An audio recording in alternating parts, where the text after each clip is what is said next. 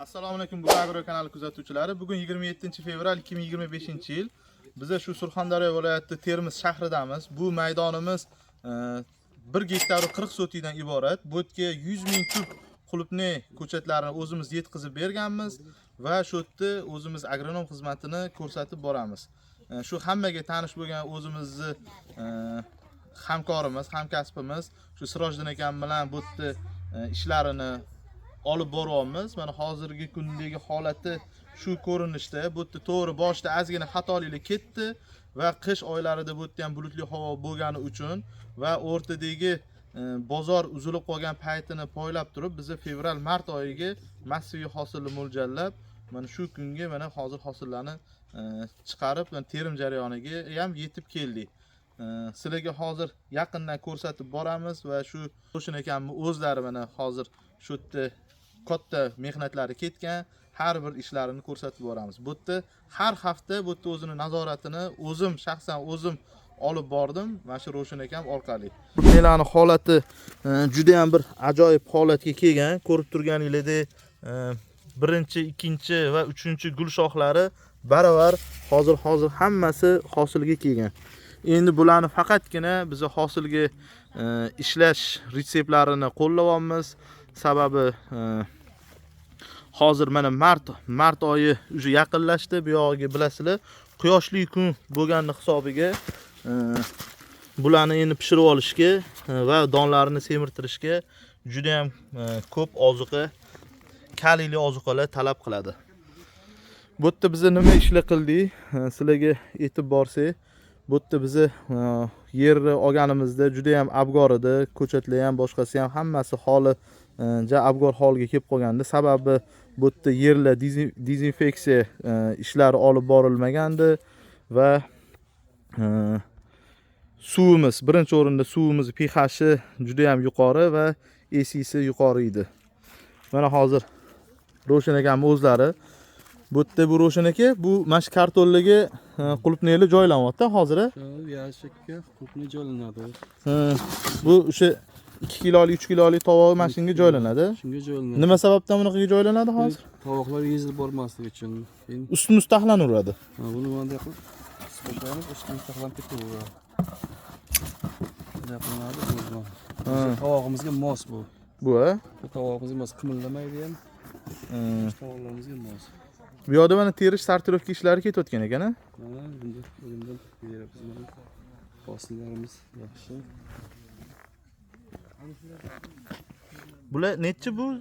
Sredniy 1, 2 lar bular? Sredniy 2 bu. Bular sredniy 2 lar. Bular 1. Bular sredniy 1 lar. Bular hammasi pachkada tovoqlar. Hozirgi kunda nech kilogacha chiqdi hosil? 250 kilogacha chiqdi hozir. 250 kilogacha-na. Yaxshi, zo'r. Bu hammasi 100% Toshkentga jo'natilyapti bu qulupnaylar. Toshkentga. Bu yerda deyarli mayda qulupnay chiqmayapti ekan hozir. Yo'q. Qani shuni ko'rsatingchi. Shu holatda joylashadi. Qulupnay tegmaydi ham, yashik to'g'ri ham qimlamaydi. Keyin bu ustmuz ketaveradi-da. Qo'yiladi bu yerga bitta, keyin bitta oq list qo'yiladi bo'ldi. Shunday qilib skotchlanadi bo'ldi. Skotch qilinadi bo'ldi. Skotch qilib o'tiradi. Yashik shunga tegmaydi va burchaklari ham. Korobka ham o'shanga moslanib qilingan ekan-da. Qimillamaydi bu ham, tovog'i ham qimillamaydi. Uzoq yo'llarga yaxshi ketadi. Qimirlamaydi, boshqa qilmaydi, o'ynamaydi. Bu Toshkentdagi mijozlar mamnunmi endi qulupnayni ko'rib?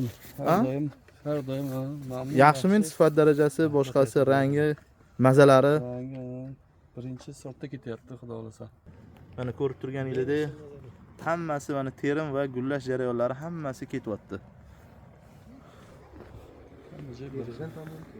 Bu yerda endi bu maydon 100 ming tub ekilgan. Shuncha payt video lavha tayyorlamaganimizning sabablari shu mashi insonida ko'nglariga xush kelmayotganda, bu yerda juda ham abgor edi holati. Shu holatga keltirib olguncha juda ham katta mehnat va ilm turibdi deb bemalol ayta olamiz. Buni so'zini mana videoda bemalol ko'rsanglar bo'ladi. Hozir siz Qulupnayda birinchi yil ishlashingiz, a? Birinchi yil. Birinchi yil. Oldingi yil pomidorda ishlagansiz. Pomidorda 2 yil ishlaganmiz. Endi bu yil qulupnayga o'tdik. Nima deysiz, bu qulupnay bo'ladigan yaxshi daromad ekanmi? Qulupnayda daromad yaxshi ekan.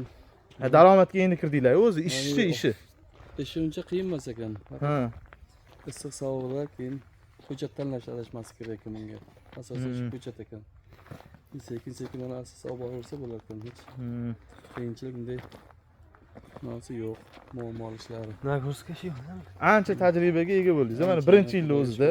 Ancha mana agronomimizga o'rgatib ketadi. Ekilgandan beri mana hozir hali biron marta mana daromadga kirmadingiz, boshqa qilmadingiz, buni bo'ladimi, bo'lmaydimi deb har safar kelganda savol beraverardingiz, vaqt ko'rsatadi derdim. O'zi bo'ladigan narsa ekanda, to'g'rimi? Vaqt ko'rsatdi, mana shu natijaga erishdingiz. Ha. Ko'rsataman shuncha. Hozir quyoshli kun kam bo'lyapti. Mana bugungina sal quyosh ko'rindi. Bu yerda ham quyoshli kun fotosintez jarayoni kam edi. 3 kun 4 kundan beri yog'ingarchilik edi va bu juda ham katta stressda bo'ldi. Stressdan chiqara olmadik. Sababi bu yerda sovib, isib ketishi juda ham katta farq bo'ldi va hozir portchkalari ham doimiy ochib ishlab berila olmadi. Onda sonda qolib ketdi va kechasi gradus pastga tushib ketdi. Mana hozir endi xudo xolasa mana shunaqa quyoshli kunlar bo'lib ketsa, yana ham bundanda baylari rivojlanib, inshaalloh xudo xolasa bundanda hosillarini bemalol boqa oladigan darajada rivojlantirib keltirib olamiz. Hozir guliga, doniga juda ham zo'r keltirdik. Endi bu yog'iga faqat hosilini pishirtirish uchun bularni ishlovini olib boryapmiz biz. Bu yerda ko'rsangiz, nechta kist bor? Har bittasida Ravshan aka. Nechtagacha kist solgan bular? Hozir juda ham ko'payib ko'p-ku bular hozir. Men o'zi 3 ta 4 ta yetadi dedim. 6 tagacha bor. 6 ta 7 tagacha, ha? Eng kami ham 3 ta. Eng kami ham 3 ta. Hozir buni mashina hozir eng kami 3 ta kist deyapsiz. Mana shu kistga qo'yguncha nechta kistini olib tashladik? 2 ta kistni oldik. 2 ta kistini olib tashladik. Boshida shu O'rtada kist olib tashladik, boshida ham bittasini olib tashladik. Boshida bitta, keyin 2 ta to'g'ri. Ha. Bu uje keyingi 4-5-lari-da hozir. 5-chi, uje bundan buyog'i 6-lari ham bor buning ichida. Endi uni sababi nimadan edi ular? Olib tashlagani? Olib tashlagan sababi vaqt oziqasini to'g'ri bera olmadik. Ha. Vaqtida bera olmadik. Ha.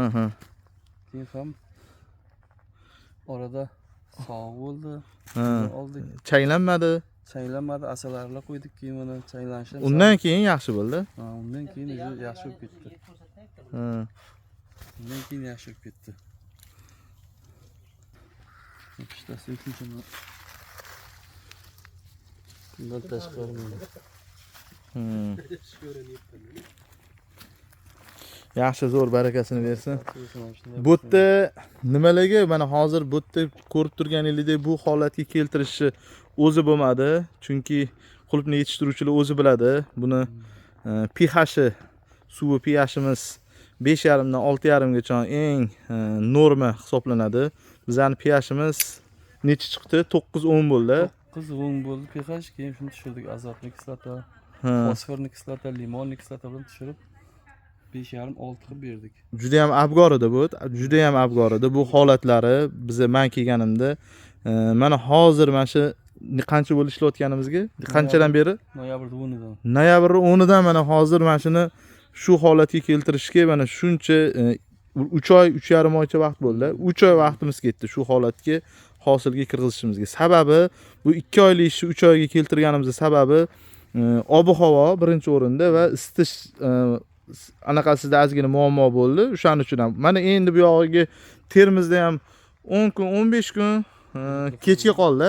Bahor endi kelyapti. O'tgan yillari shuncha yilda bundan vaqtli kelardi. Vaqti 15 kun oldin kelardi. 10 kun, 15 kun vaqtli kelardi. Shu vaqtda odamlar gullab yerga amal qilardi. Bizning ham mana ochiq maydonimiz va hali mana endi uyg'onishga keladi desak, mana hozir yana minusovoy ko'rsatyapti. Yaxshi, zo'r. Okey, barakasini bersin. Bu oziqalarda taxlashda qiyinchilik bo'lmayaptimi? O'rganib qoldingizmi ancha? Qoldik ancha, xudoga shukr ancha. Ketishi darajaga keldi. Ha, uni endi u summalari endi yaxshigina summalar ketdi bu ozuqalariga. Sababi endi yerga ekishdan oldin bu yerlar tayyorlanmagandi. Tayyorlanmagan. Shundoq yotgan anaqa hasharot, anaqa musur bosayotgan, sho'r bosayotgan yerni, shu pomidordan qolgan yerni shundoqgina tayyorlab, shunda ekib yuborilgandi. Tag'man bu yerda tekislashini sal bo'limini tekislashgan. Shunda ham mana hozir vanna joylari bor, mana bunaqa suvga bo'kkan joylari bor.